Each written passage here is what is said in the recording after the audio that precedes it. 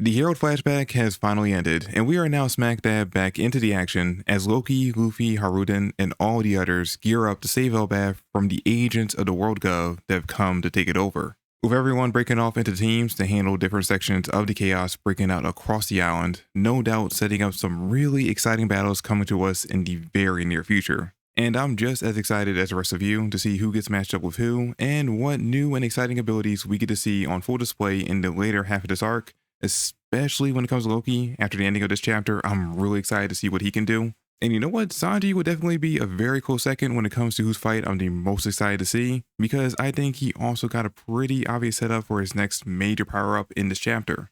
But I also can't wait to see how Oda handles Hajrudin and the rest of his crew, and who he chooses to have them face off against, because I have some ideas of what their path forward could potentially be in this arc, and I want to see if you guys agree with me.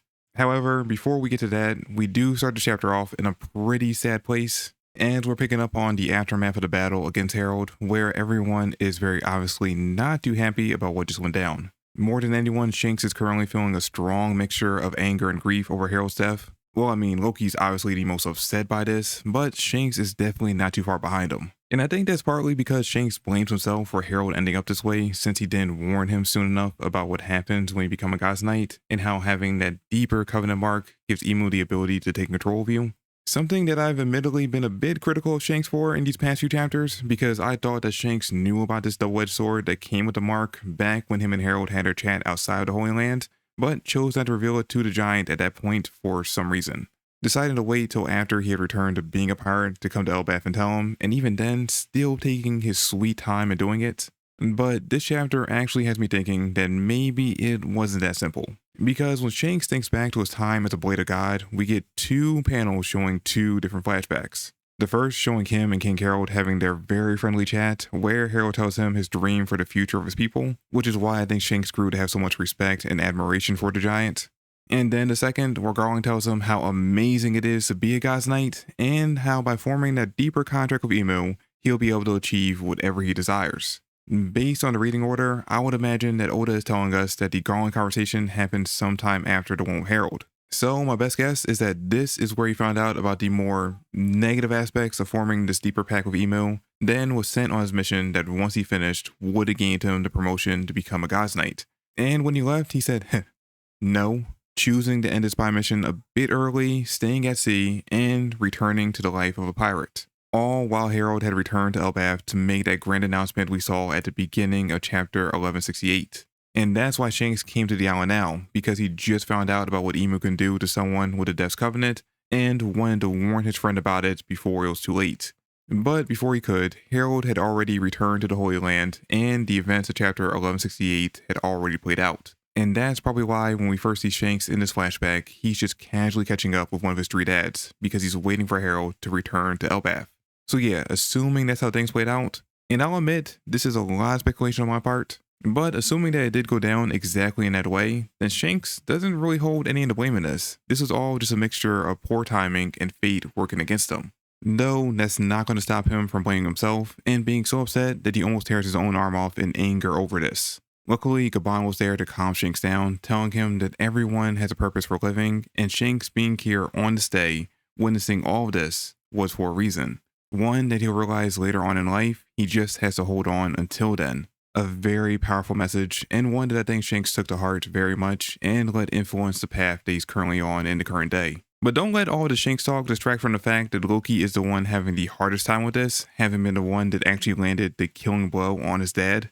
Our very first shot of him in this chapter being Loki sitting next to the lifeless body of his father, crying over what he was forced to do. With all the chaos inside the castle seemingly have come to a halt, so that he could have this moment of grief. The chapter starts off with Gabon and Jarl talking about how powerful Loki became once he ate the devil fruit, able to defeat Harald easily when they could barely slow him down. But to Loki, he couldn't be any weaker, because despite how much Loki wished he could, he didn't have the strength he needed in order to save Harald. The two may not have had the greatest relationship, mostly because Harald wasn't around enough to really build up that father-son bond with either of his sons. But Loki did still love his dad very much, so he's obviously very sad about all of this, but more than that, he's also very angry. Which I mean is completely understandable. I know if I was forced to disconnect my dad's soul from his body because he was being controlled by a third party bent on enslaving my entire race, There wouldn't be a force on this earth that could stop me from seeking revenge. Which is why it didn't surprise me at all when he announced to Jarl that he was taking the surviving soldiers with him out to sea and declaring war on the world gov. It's exactly the kind of response I'd expect the Grievous Son to make, especially when the same group killed his idol a little over a decade earlier. To him, it's more than past time that they paid for their very evil deeds. Also, we knew none of the soldiers from this event were around in the present day, so once we saw that some had survived, we knew Oda was going to find a way to write them off. And killing them off screen in an attempt to avenge their king that had almost zero chance of success, yeah, that seems kind of fitting. My only question left from this flashback is how we get from this to Shanks having to stop Loki a couple years later. I mean, we kind of set it up in this chapter with Shanks giving Loki a very dubious side eye as he announces his plan to everyone, not exactly sure what that was for. But we still don't know exactly what happened between these two 6 years ago. Whatever it was, we know that it wasn't a simple friendly conversation because Loki seemingly does hold a very legitimate grudge against the Yonko over this. And look, this is wild speculation on my part, but what if the reason Shanks captured Loki 6 years ago was to stop him from falling under Emu's control? Remember, multiple times throughout this arc, Emu has used their seemingly demonic powers to either take direct control or influence others into doing their bidding. Most notably with Dami Reversi, which they were able to use not only to turn Dory, Bragi, and many other no-name giants into demonic versions of themselves, but also rocks as well.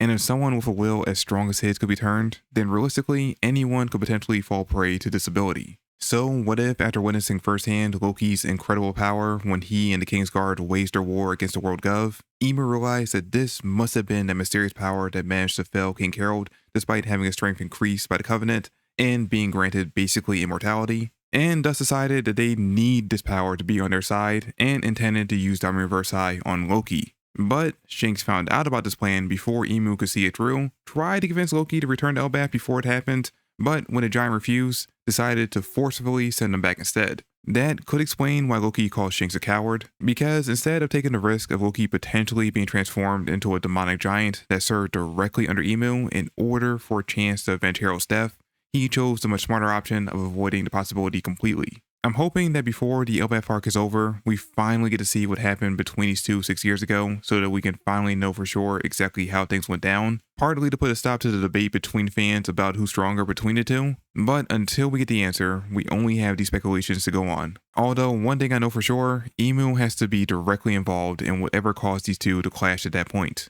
Speaking of Emu, we do get a quick check-in with them and the Gorosei in this chapter, which, dude, it always feels a little weird seeing Saturn alive and well in these flashback chapters, considering we know how gruesome of a death he has less than a decade later. But the most important thing to take away from this section of the chapter is that Emu suffered some kind of backlash when Harald was taken out, which means we just might have discovered exactly how the Straw Hats and their allies will be able to weaken the supposed devil enough for Luffy to finish them off later on in the story by taking out all the God's Knights and the 5 Elders, weakening Emu enough for Luffy to finish the job. And look, it's not as easy as it sounds. We're going to have to collect a few more conquerors on our side in order to pull it off, but it might be the only way to get the job done. The other big thing that I think a lot of people are going to focus on from this section of the chapter is Emu declaring that Elbath has a connection to the D clan, but that's not exactly new information, so I'm not going to spend too much time focusing on it. Until we get a more in-depth explanation of exactly what the D is, I'm just going to put that to the side for now. But that does finally bring us to the end of this Harald flashback that at times seemingly focused on everyone else besides Harald, and now we're back to the present to get everyone's reaction to the story. And what really caught me by surprise is that we see Zoro, Sanji, and the rest of the new giant warrior pirates are still here in the underworld. Because it seems like back when we started this flashback that they were hurrying up the lift back to the Sun Realm in order to deal with all the chaos that was breaking out. But I guess they decided, you know what, all the kids that are in danger up there can wait, because I kind of want to hear the story too. And now that Gaban has confirmed that everything Loki just told them was the truth, their perception of him has completely flipped on its head. He's still the trickster that caused nothing but chaos and mayhem across the island when they were young. They make a note of saying that they're not forgiving any of that. But now they know that deep down underneath that seemingly wicked persona, he actually is a pretty good person. Someone who is willing to become the villain in the eyes of all the giants across Elbath if it meant preserving his father's legacy. So before they finally head off to defend their home from these invaders, they all apologize to Loki, saying that they shouldn't have judged him so harshly. And although Loki responded with his normal tsundere attitude, I think we might have just witnessed Loki gaining his very first friends. But more importantly, gain the trust of his brother, as Hajrudin finally unlocks Loki's chains and says that the two of them will work together to protect the home their father gave everything for. Honestly, I didn't expect things to go this fast. I thought for sure we'd have another chapter or two of Hajrudin struggling to accept all of this, but I'm actually kind of glad we just cut to him trusting Loki right away, because now that means we can finally get to the main action of this arc and start heading towards its ending. Which is exactly what we do as everyone splits off into teams heading back towards the Sun Realm to deal with the threats rampaging across the island.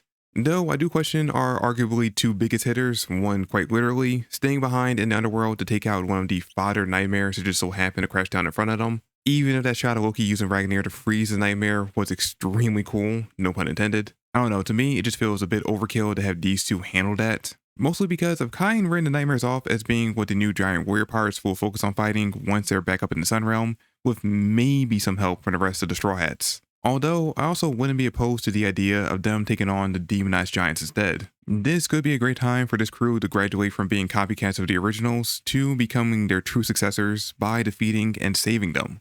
In fact, that's a great idea, because then we could have both Loki and Hajrudin face off against Story and Bragi as their big fights for this arc. Otherwise, unless Shamrock comes back, the only other option for Loki would be to team up with Luffy to face Emu, who is currently controlling Gunko. And while Luffy's not exactly opposed to the idea of team-ups, they usually end up becoming one-on-one fights by the end anyway. So instead of having Loki sidelined, let's just give him a completely separate fight of his own. Plus, since I believe that after Elbath, Loki is likely going to leave with his brother and his crew in order to find the Galila Giants, having him fight alongside them for the remainder of this arc could help make that transition of him joining their crew feel a bit more natural. Moving on to the others though, not really much to say about Zoro right now. We see him near the end heading up the lift with the others, so his fight is likely coming in a couple of chapters. The only question we really have to ask is which of the two God's Knights he will be paired off against. My initial thought was Sommers, because his swords could be a great counter to Sommers' vines, but recent chapters have me leaning a bit more towards killing him. My only thought process for that being that Zoro usually fights his second strongest villain each arc, and seemingly that's killing him right now.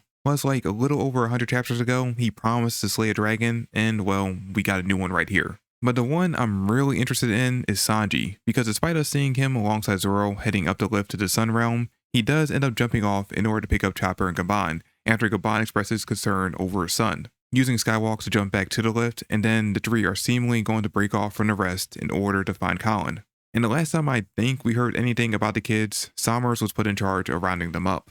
And look, it doesn't take much critical thinking to figure out why Oda put these three together. Obviously, we're in the part of One Piece where going forward, the bigger threats each arc are going to require Conqueror's Haki to deal with. And if we keep with the structure of Luffy, Zoro, and Sanji, each having one-on-one fights with the big three villains, Sanji's going to need to become a conqueror in order to keep up. So Gaban, his counterpart on the Roger Pirates, is here to help guide him into tapping into that power since he doesn't know how to. I don't think there's really any denying it at this point. By the end of this arc, Sanji will be a conqueror. And Chopper's here to heal Gaban and the kids if they're hurt too. Which just leaves us with Luffy, who is obviously going to be taking on Emu. A battle that should really test just how far he can currently push both his Devil Fruit and Haki, and show us just how much more he needs to grow in order to face the real deal.